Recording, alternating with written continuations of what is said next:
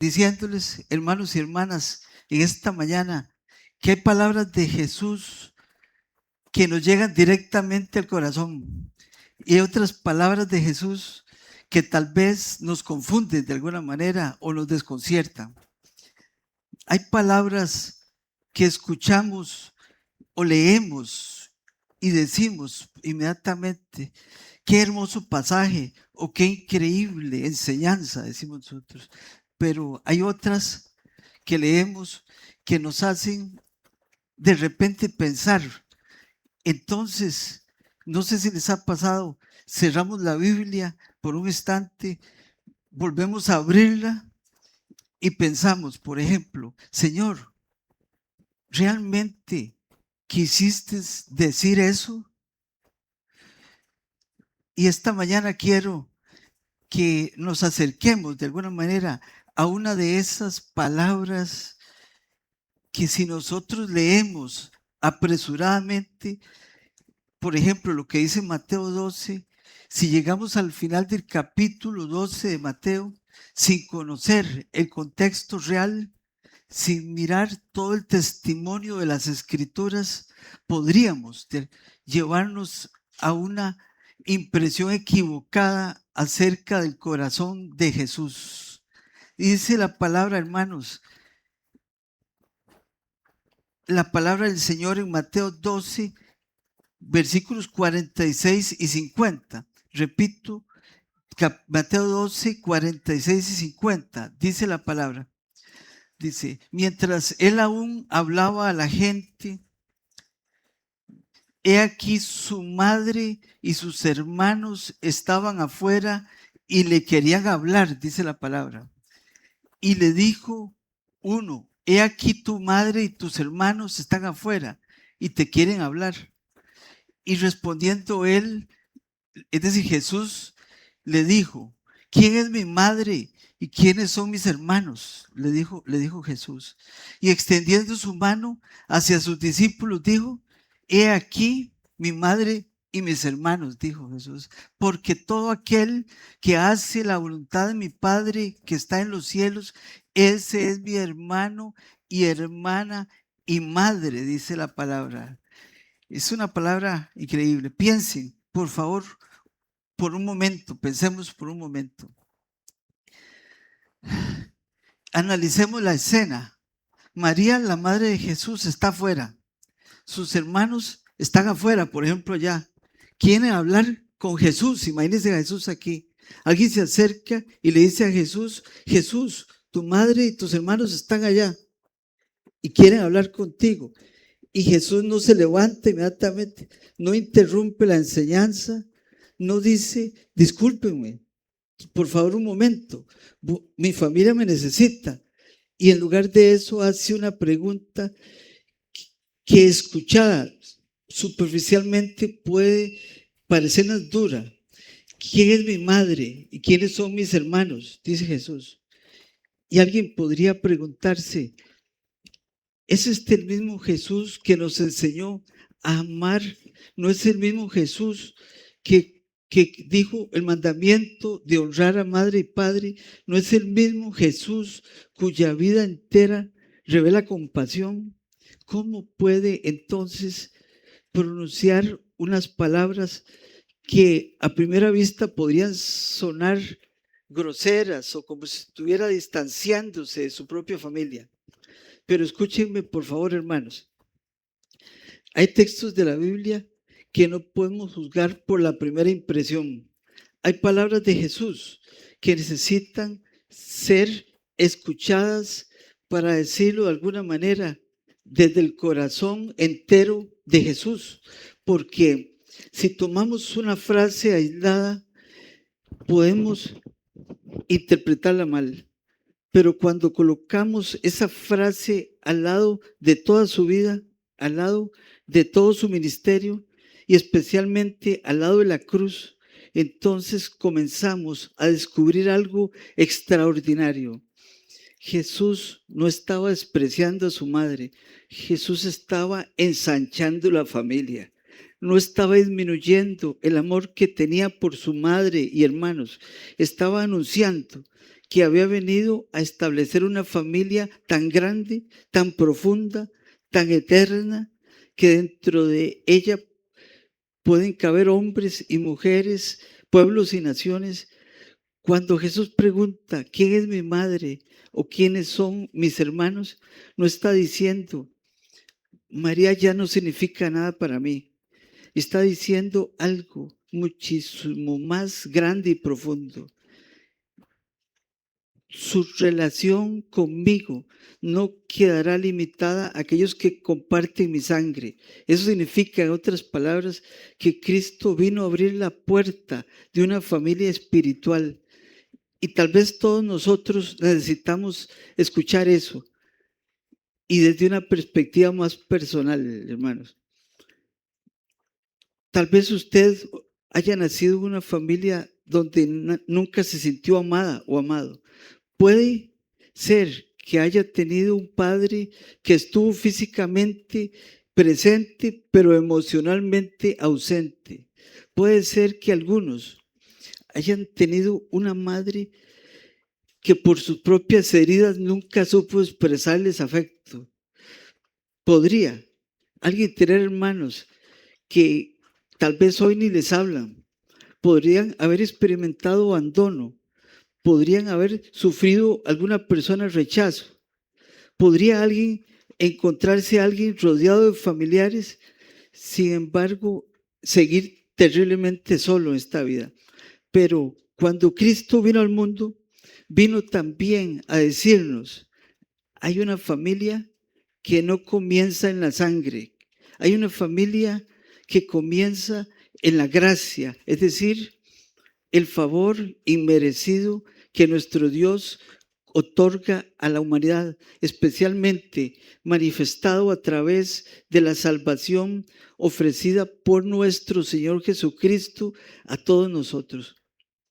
Hermanos y hermanas, amigos y amigas que nos ven, hay una familia que no depende del apellido.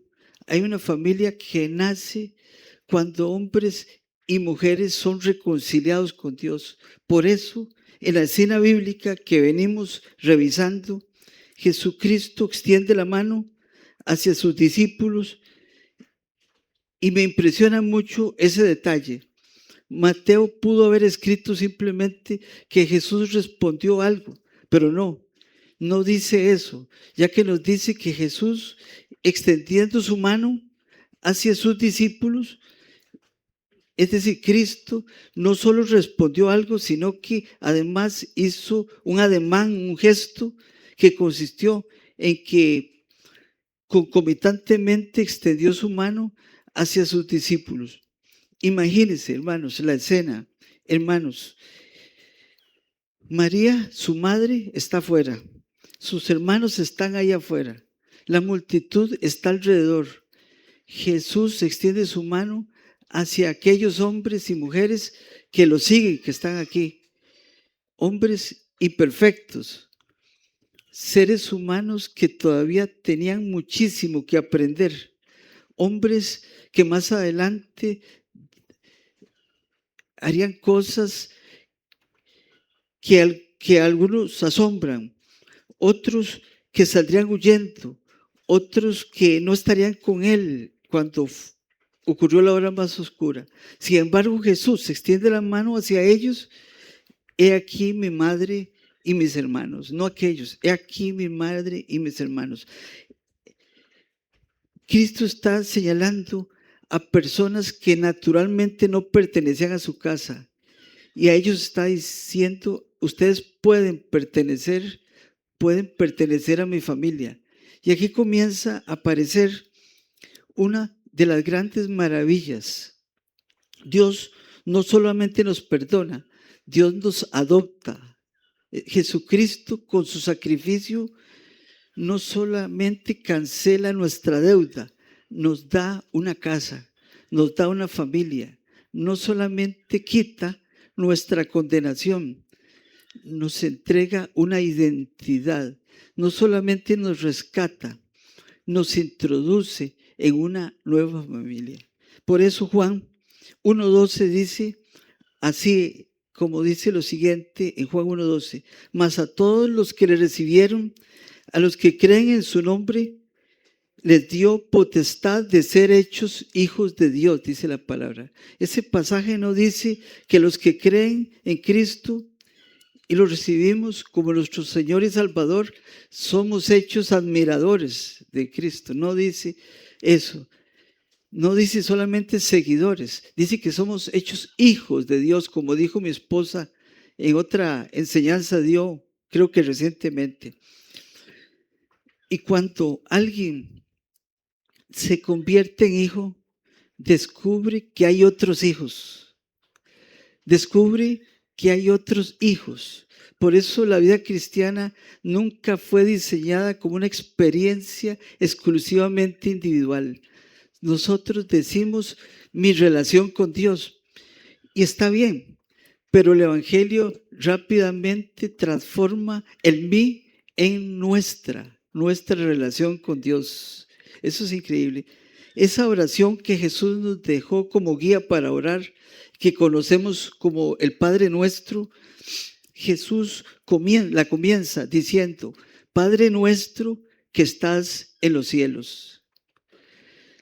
Jesús no solamente es el Padre mío, es el Padre nuestro, porque cuando Cristo nos lleva al Padre, descubrimos que no llegamos solos a la casa y que hay otros sentados a la mesa, hay otros que fueron rescatados, hay otros que fueron perdonados, hay otros que también lloraron, hay otros que también llegaron destrozados, hay otros que también tienen cicatrices.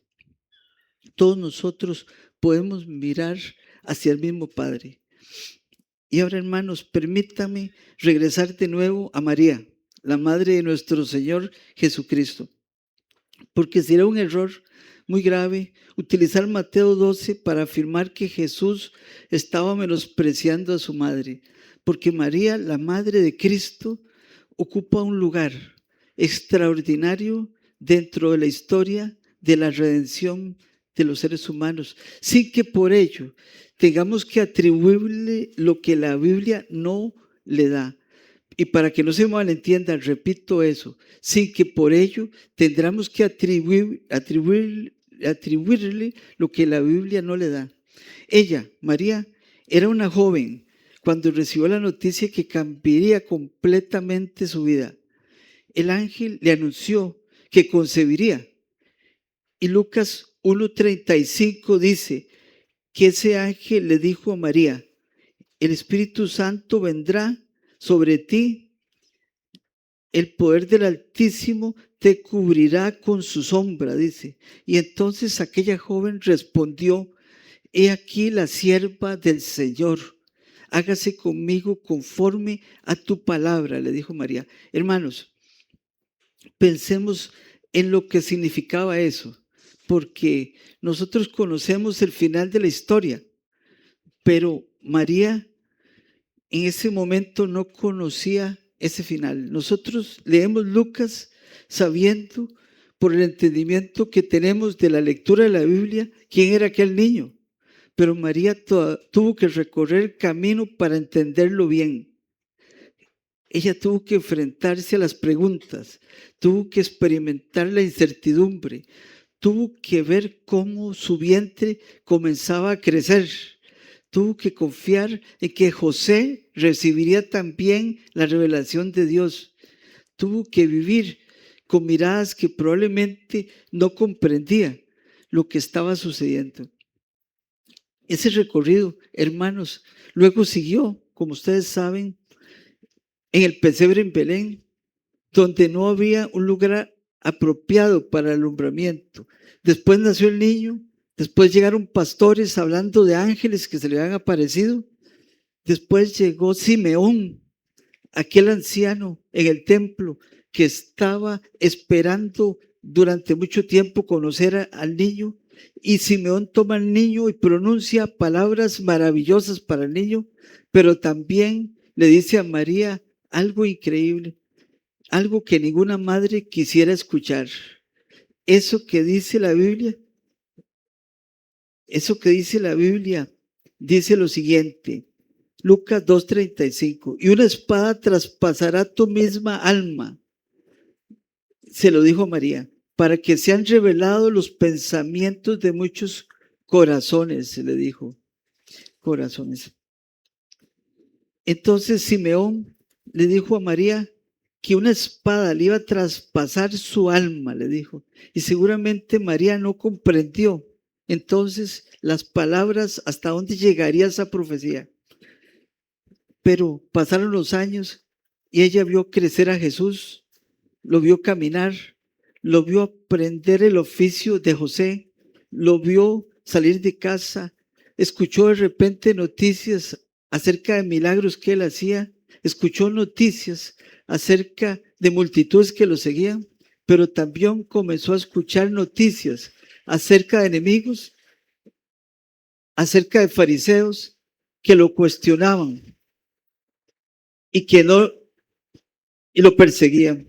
Entonces, aquella espada que le había anunciado comenzó a acercarse lentamente hasta que llegamos a una historia. Hermanos, siento que no se está escuchando, me parece. ¿No está, sí se está escuchando? Bueno, porque yo como que pienso que no. Bueno, entonces es una historia que venimos explicando. Eso, ahorita, yo voy a darle un momentito que baje, es que no.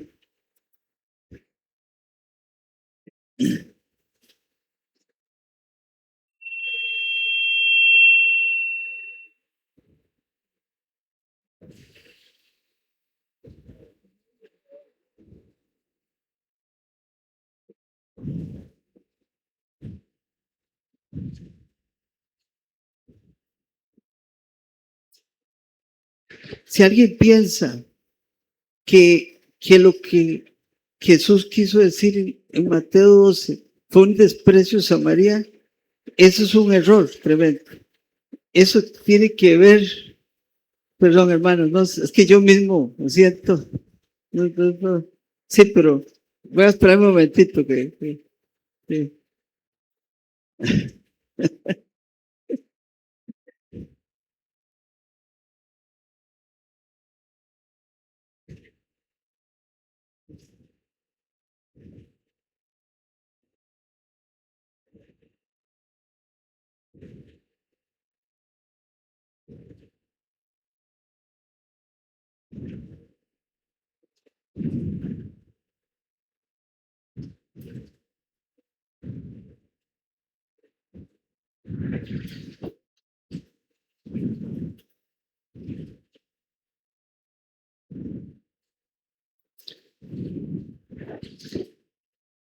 Hermanos, Juan capítulo 19, versículo 25, dice que junto a la cruz de Jesús estaba su madre. Y en esa frase, su madre, sí, María, la madre de Cristo, estaba ahí.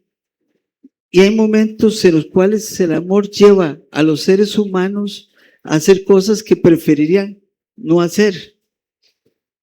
Seguramente María hubiera querido estar en otro sitio, no ahí, no esperando, no viendo a su hijo morir, pero ella estaba ahí, porque hay dolores en los cuales uno quisiera, de los cuales uno quisiera escapar, pero el amor hace que uno permanezca ahí. Aquella mujer que había contemplado a Jesús cuando respiró por primera vez, ahora estaba contemplando a su hijo ahí en la cruz, luchando por respirar.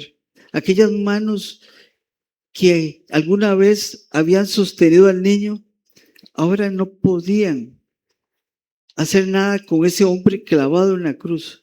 Aquella mujer que había protegido el cuerpo de su hijo cuando era pequeño, ahora tenía que mirar su cuerpo herido sin poder hacer nada ahí en la cruz.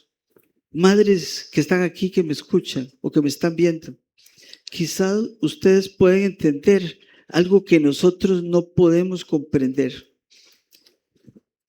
Hay pocas cosas tan dolorosas como ver sufrir a un hijo y no poder quitarle el dolor.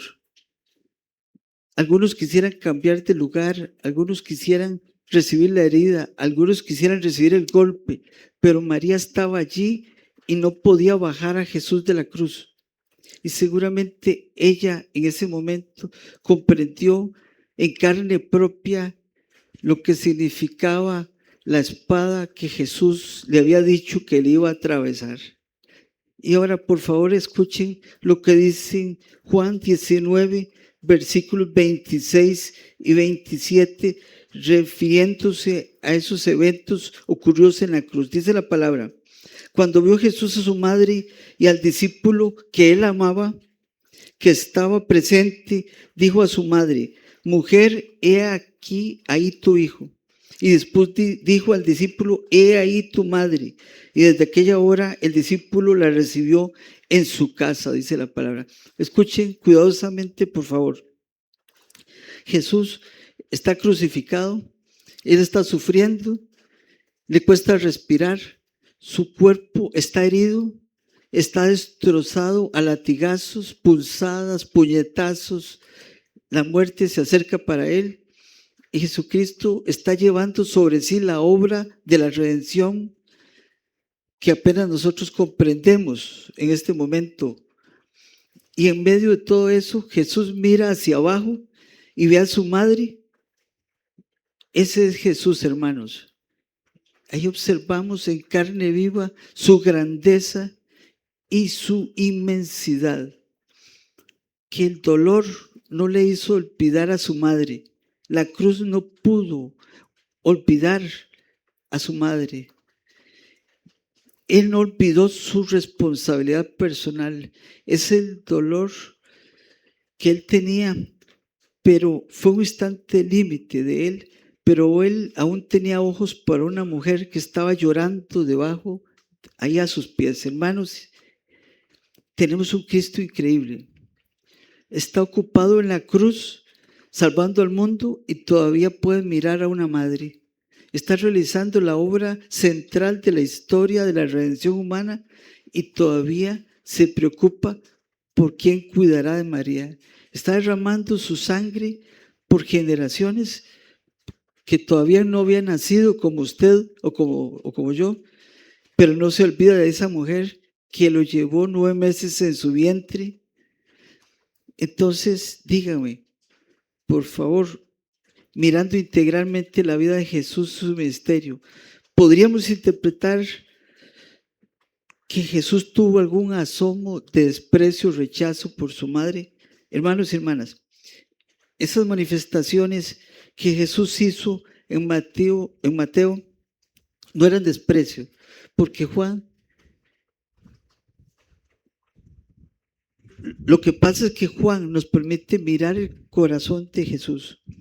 Jesús, ahí desde la cruz, no solamente mira a María, él mira también a Juan, su discípulo, y le dice, y la Biblia dice, cuando vio Jesús a su madre y al discípulo que él amaba, Jesús en ese momento de agonía miró a su madre y a Juan, a dos personas.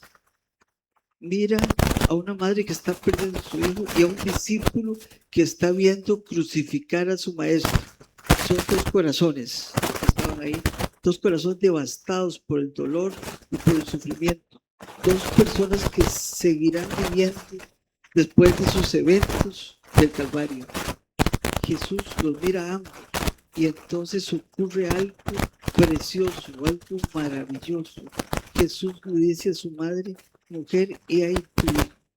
Y luego de seguido le dice a Juan: he ahí tu madre, le dice. ¿Se dan cuenta, hermanos? ¿Se dan cuenta lo que estaba sucediendo en ese momento? Al pie de la cruz, Jesús está formando una familia así. Al pie de la cruz, Jesús nos muestra cómo la cruz no solo reconcilia al hombre con Dios, la cruz también comienza reconciliando a hombres con hombres, a seres humanos con seres humanos. La cruz crea vínculos, la cruz produce hermanos, la cruz produce personas que antes no compartían una misma sangre y los coloca dentro de una misma casa espiritual. Juan, Ese discípulo no era hijo biológico de María. María no era madre biológica de Juan. Pero Cristo establece entre ellos una responsabilidad increíble que trasciende el vínculo sanguíneo de ellos. Y Juan entendió eso completamente, porque la Escritura nos dice, y desde aquella hora el discípulo la recibió en su casa. Dice, Juan recibió a María en su casa inmediatamente, no mañana, no cuando terminara el duelo, no cuando las cosas estuvieran más tranquilas. La recibió inmediatamente en ese mismo instante, en aquella misma hora lo recibió. Porque cuando Cristo nos entrega a alguien para amar, el amor cristiano no puede quedarse solamente en los sentimientos. Juan la recibió en su casa. El amor verdadero recibe inmediatamente. El amor verdadero abre espacios al instante. El amor verdadero se responsabiliza. El amor verdadero hace lugar en la casa. Y aquí, Iglesia de Cristo, tenemos que examinarnos, porque es relativamente fácil llamarnos hermanos. Lo difícil es vivir como hermanos. Nosotros hemos convertido la palabra hermano o hermana en una forma de saludarnos. Dios le bendiga, hermano. Dios la bendiga, hermana. Pero Jesús nunca quiso que hermano o hermana fuera simplemente un título religioso. Jesús quería que fuera una realidad. Porque si usted es mi hermano en Cristo, entonces su dolor no debería resultarme indiferente. Si usted es mi hermana en Cristo, entonces cuando usted cae, la primera reacción no debería ser comentarlo, sino ayudarlo a levantarse. Si somos familia, entonces no venimos a la iglesia solo a ocupar una silla, venimos también a mirar quién está sentado a nuestro lado, si llegó triste, si llegó solo, quién está atravesando algo difícil, quién acaba de perder a alguien, quién está sonriendo, pero detrás de él tiene algo, una casa que se está desmoronando, por ejemplo. ¿Quién necesita que alguien le diga, yo estoy aquí?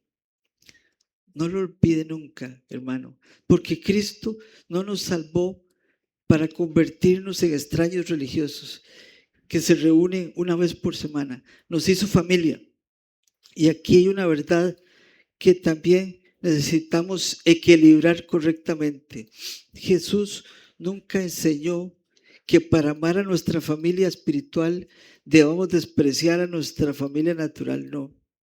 Juan 19 destruye esa interpretación. El mismo Jesús que dijo, ¿quién es mi madre y quiénes son mis hermanos? Es el Jesús que desde la cruz se preocupa por su madre biológica. Por lo tanto, una verdad no cancela la otra. Y es que Cristo amplía nuestro amor, no lo reduce. El Evangelio no nos debe convertir en alguien que no amemos. Debe convertirnos en alguien que amemos a nuestros padres y que nos enseñe a ser mejores padres. No debe convertirnos en peores esposos o esposas. Debe enseñarnos a amar a nuestros esposos o esposas. No debe convertirnos en una persona que abandona su responsabilidad cuando las cosas son difíciles. Escúchenme, por favor, hermanos. Hay gente que puede ser extraordinariamente amable dentro del templo y muy difícil en sus casas. Eso necesita ser confrontado, no por el pastor ni por la pastora, sino por cada uno de nosotros a la luz de la palabra de Dios. Porque es fácil abrazar al hermano que vemos por 2 horas, que lo vemos en una semana. Pero la Biblia también tiene que funcionar el lunes por la mañana, el martes, el miércoles y todos los días, y todas las horas, minutos y años. Tiene que funcionar cuando estamos cansados, tiene que funcionar cuando el matrimonio atraviesa tensiones, tiene que funcionar cuando nuestros padres envejecen, tiene que funcionar cuando nuestros hijos nos necesitan, funcionar cuando hay que cuidar a alguien, tiene que funcionar cuando amar cuesta. Y el ejemplo de Jesús nos sirve porque Jesús está agonizando y todavía se ocupa de María, su madre. Y eso se los digo con sinceridad. Eso me confronta y debería confrontarnos a cada uno de nosotros. Porque nosotros a veces decimos, yo tengo demasiados problemas para pensar en los problemas de otros. Pero Jesús tenía una cruz y pensó en otro. Nosotros decimos a veces, estoy demasiado ocupado, pero Jesús estaba consumando la redención universal y miró a su madre. Nosotros decimos, estoy atravesando una temporada muy difícil, que cada uno resuelva lo suyo, pero Jesús estaba atravesando el sufrimiento más profundo y dijo, he ahí tu madre, le dijo Juan. Y eso no significa que debamos ignorar nuestros límites y asumir responsabilidades que no nos corresponden. Significa algo mucho más sencillo y profundo. El sufrimiento no tiene por qué destruir nuestra capacidad de amar. El sufrimiento a veces, al contrario, profundiza esa capacidad de amar. Hay personas que después de haber llorado saben abrazar mejor. Hay personas que después de haber perdido algo saben acompañar al que está perdiendo. Hay personas que después de haber estado solas desarrollaron capacidades para reconocer al que está solo. Hay personas que después de atravesar una noche oscura saben sentarse al lado de alguien sin darle discursos. Simplemente se sientan y eso también es un ministerio, hermanos. Porque no todo el ministerio ocurre detrás de un púlpito. A veces el ministerio se ejercita junto a una cama hospital, se realiza cuando preparamos una taza de café y escuchamos a alguien durante una hora. A veces ocurre cuando llamamos por teléfono a una persona que acaba de perder a un ser querido. A veces cuando visitamos a un anciano. A veces cuando ayudamos silenciosamente a una familia que está pasando necesidades. Cuando miramos a alguien y le decimos, no puedo resolver lo que estás viviendo, pero no quiero que lo atravieses solo o sola. Y eso se parece mucho a Jesús, hermanos. Hay problemas que no podemos resolver nosotros a otra persona. Juan no podía quitarle a María el dolor de perder a Jesús, pero la podía recibir en su casa. Y escuchen esto, porque es importante. Tal vez usted no pueda quitarle la cruz a alguien, pero pueda acompañarlo en esos momentos difíciles. No pueda tal vez sanar su enfermedad, pero puede estar junto a esa persona en esos momentos de dolor y difíciles y orar por esa persona. Quizás no pueda devolverle a la persona que murió, pero puede estar con el doliente en esos momentos de dolor. Tal vez no pueda arreglar inmediatamente un matrimonio, pero puede aconsejar a esa persona y acompañarla en ese momento. Hermanos y hermanas, algunas veces una presencia llena de amor vale más que 100 explicaciones. Job tenía amigos y en algún momento hicieron algo extraordinario, dice la Biblia. Se sentaron con él en silencio. Y el problema para los que conocen a Job comenzó cuando pensaron que tenía que explicarlo todo. Lean a Job, por favor, es muy importante. Hay momentos en los que nosotros no necesitamos explicarlo todo, solo necesitamos ser compañía. María no necesitaba aquella tarde en el Calvario entenderlo todo, entender sobre el sufrimiento. Necesitaba un hijo que la recibiera y Jesús se lo dio. Y ahora miremos, hermanos, nuevamente lo que dice la Biblia en Mateo 12. Jesús dijo, he aquí mi madre y mis hermanos, porque todo aquel que hace la voluntad del Padre que está en los cielos, ese es mi hermano, mi hermana y mi madre. Y después miremos de nuevo Juan 19, donde dice, mujer, he ahí tu hijo. Discípulo, he aquí tu madre. ¿Observan algo ustedes mejor ahora? Lo que Jesús dijo en Mateo 12 nos está presentando algo increíble, una familia nueva, una familia reunida alrededor de Cristo, una familia cuyo centro no es un apellido, cuyo centro es Jesús, una familia donde un hombre llamado Juan puede recibir como madre a una mujer llamada María, una familia donde personas provenientes de otras historias completamente distintas terminan amándose porque primero fueron amadas por el mismo Salvador. El apóstol Pablo lo expresa maravillosamente en Efesios 2:19, cuando dice: así que ya no sois extranjeros ni advenedizos, sino conciudadanos de los santos y miembros de la familia de Dios, dice Efesios 2:19. Dice ahí, miembros de la familia de Dios. Quizás nosotros hemos leído muchas veces ese versículo, pero pensamos en lo que significa la palabra, la frase, ya no sois extranjeros, por ejemplo. Hay personas que saben lo que significa sentirse extranjero, estando rodeadas de gente, personas que durante años sintieron, yo no pertenezco aquí,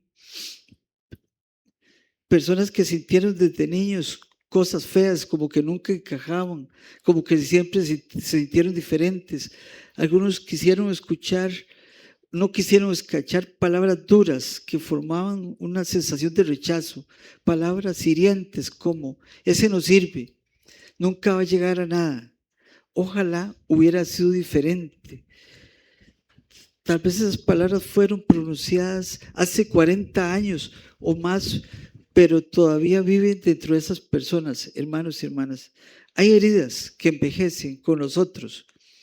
El cuerpo crece, la cara cambia, el cabello cambia, pero hay un niño escondido en alguna parte del corazón de muchos que todavía recuerda aquella tarde cuando nadie llegó por ese niño a recogerlo.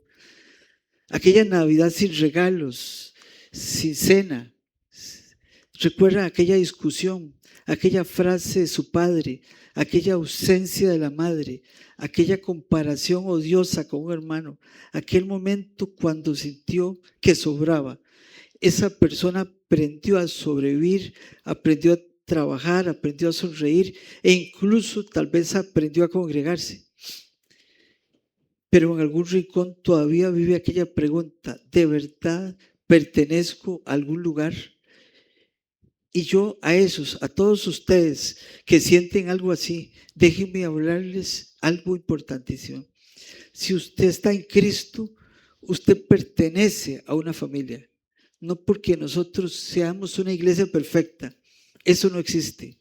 No porque los cristianos nunca fallen, porque todos en alguna ocasión fallamos. No porque nadie vaya a decepcionarnos, porque de seguro va a ocurrir. Usted pertenece porque Cristo lo recibió. Y Romanos 15:7 dice, por tanto, recibió los unos a los otros como también Cristo nos recibió para gloria de Dios, dice la palabra. ¿Y saben cuál es la base de nuestra capacidad para recibir a otros? Que Cristo nos recibió primero. Antes de que usted o yo pudiéramos recibir o abrirle los brazos a alguien, Cristo abrió sus brazos para nosotros, hermanos. Antes de que pudiéramos perdonar, fuimos perdonados. Antes de que pudiéramos llamar hermano o hermana a alguien, Dios nos llamó hijos o hijas.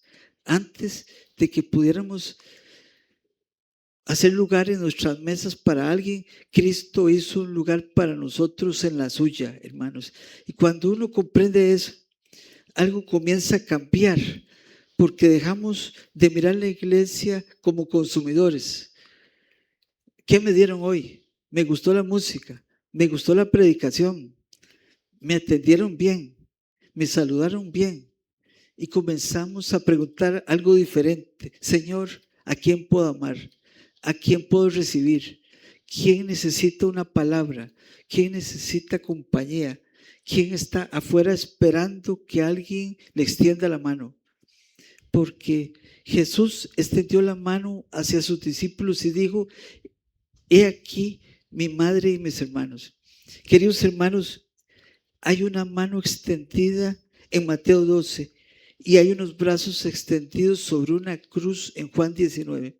Y entre esas dos se encuentra el Evangelio. Y Cristo extendiendo su amor, Cristo ampliando la casa, Cristo llamando familia a quienes antes estaban lejos. Y ahora, hermanos, quiero que vayamos un poquito más profundo, porque hay algo doloroso. Las familias pueden ser lugares de nuestras mayores alegrías, pero también pueden ser lugares de nuestras heridas más profundas. ¿Por qué? Porque solamente puede herirnos profundamente a alguien a quien permitimos acercarse a nosotros muy profundamente. El desconocido puede ofenderme, pero el hijo puede romper el corazón. Un extraño puede ignorarme, pero cuando me ignora alguien que amo, me duele más todavía. Por eso, algunas de las lágrimas más duras llevan nombres conocidos: un hijo, una madre, un padre, un hermano, un esposo, una esposa, un amigo, una amiga. Quizás alguien hoy llegó cargando precisamente una herida familiar, tal vez una herida que duele mucho porque usted ama a esa persona, su relación está destrozada. Y cuando hablamos de familia, algo se mueve mucho por dentro. Tal vez alguien tiene un hijo que apenas le habla, un hermano a quien no ve hace años. Tal vez hay una silla vacía en la casa porque alguien murió. Tal vez su madre ya no está. Tal vez su padre murió antes de que usted pudiera incluso decirle algo. A veces hay personas vivas, pero la relación murió y eso duele muchísimo. Hay duelos por personas que murieron y hay duelos por relaciones que siguen respirando, pero ya no viven. Escuchen con cuidado. El Evangelio no niega esas heridas. Cristo no nos pide que fijamos que nada ocurrió.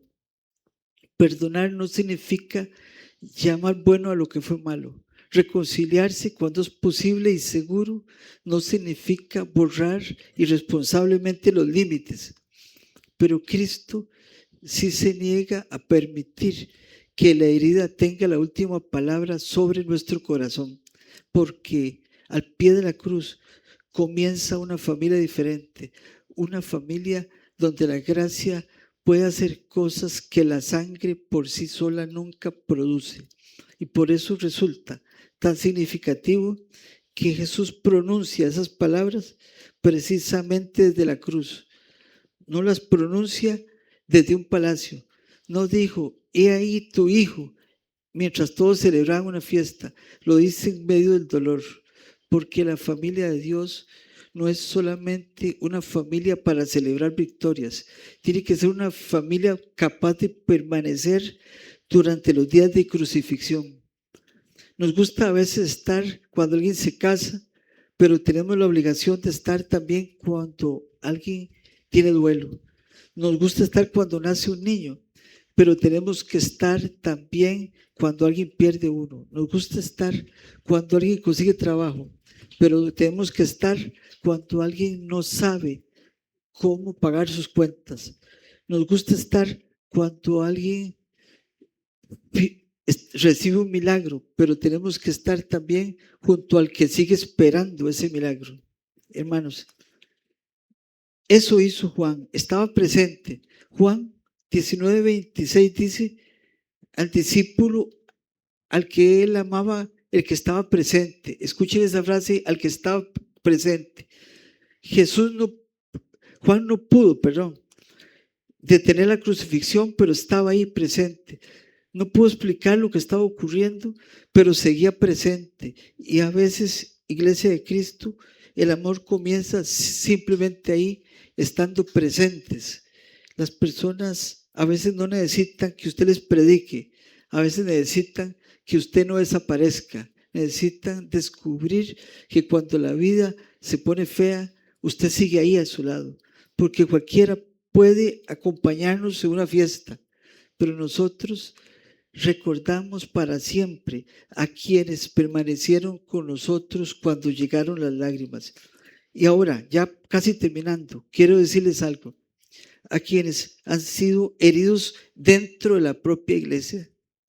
Porque cuando hablamos de familia espiritual, tenemos que ser muy sinceros.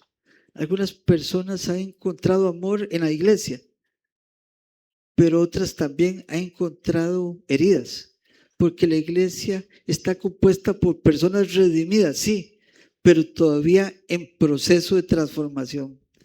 Tal vez alguien dijo algo que lo hirió o la hirió. Tal vez alguien en quien confiaba lo decepcionó. Tal vez usted sintió o siente que nadie lo valora o valoró. Tal vez cuando tuvo una crisis esperaba que determinadas personas estuvieran ahí y no estuvieron. Y el enemigo tomó esa herida y comenzó a susurrarle: ve, váyase, no confíe en nadie, quédese solo o sola. Usted no necesita a nadie. Pero hermano y hermana, tenga cuidado. Cuando una herida es causada dentro de la familia, eso no significa que debamos abandonar al padre o a la madre o a los hermanos.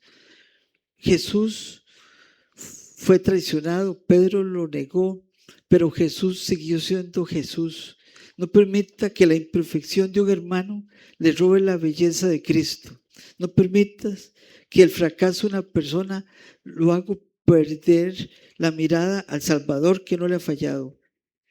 Y no usemos esto para justificar nuestras faltas. Al contrario, si alguien fue herido, tengamos humildad para pedir perdón.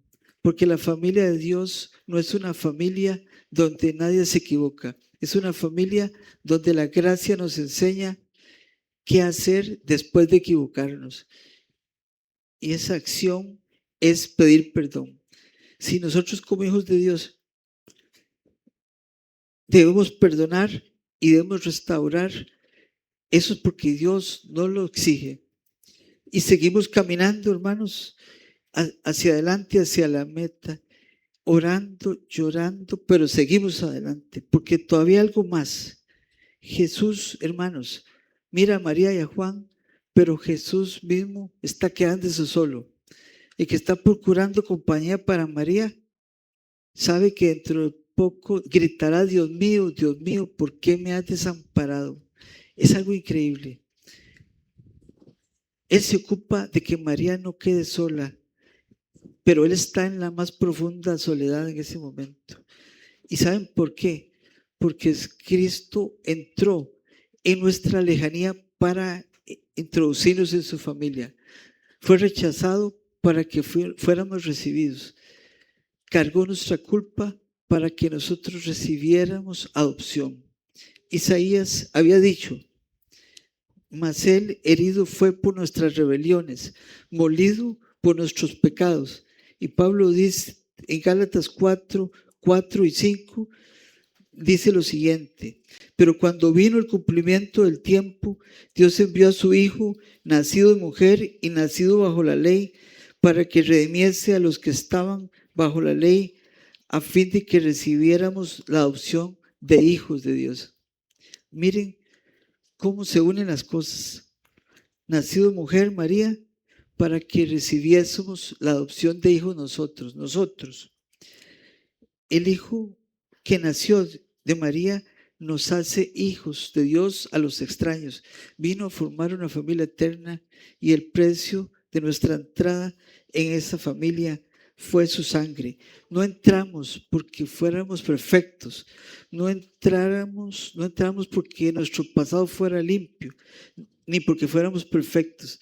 Entramos por Cristo y esto cambia completamente la manera en que miramos al hermano, porque si el hermano está sentado a la mesa por gracia, yo estoy sentado a la mesa por gracia también. ¿Con qué derecho puedo sentirme superior? Tal vez su historia es diferente a la mía, tal vez su educación es diferente a la mía, tal vez tiene más dinero, tal vez tiene otras cosas, habla diferente, tal vez piensa diferente y tiene muchas cosas secundarias diferentes. Tal vez nunca hubiéramos sido amigos, pero un día Cristo unió nuestras vidas y nos puso bajo la misma sangre, la sangre de Él, y ahora somos familia. Por eso la iglesia debería ser uno de los pocos lugares en la tierra donde personas que jamás se hubieran encontrado naturalmente pueden mirarse y decirse hermano y hermana, no porque tengan un solo apellido, no porque tengan un mismo padre, no porque nacieron de la misma madre, sino porque nacieron de un único espíritu, el Espíritu de Cristo. Que Dios los bendiga, hermanos. Esta es mi predicación. Siento que hubieron problemas por la lluvia, ¿verdad? No sé, me escuchaba muy mal. Les digo algo así. Yo tenía otra predicación para el día de hoy y mi esposa lo sabe. Resulta que yo tenía una predicación ya preparada desde hace como 8 días. Y ayer cuando íbamos de camino para San José, le digo a mi esposa, usted no se ha puesto a pensar en estos 2 versículos, y casualmente son esos 2 versículos centrales. Y no sé por qué me fui de camino pensando en eso. Cuando llegué a San José, mientras las chiquillas preparaban los almuerzos y toda esa cuestión que le hicieron a mi esposa, y resulta que me puse a preparar esta predicación y decidí que iba a dar esta predicación. Y anoche incluso me acosté como a las 10 de la noche. De hecho, le pasé los versículos a José David, porque ya le había dado otros. Entonces yo pienso que Dios tiene algún propósito con esto. Muchas gracias por escucharme. Que Dios los bendiga. Pase, ¿verdad?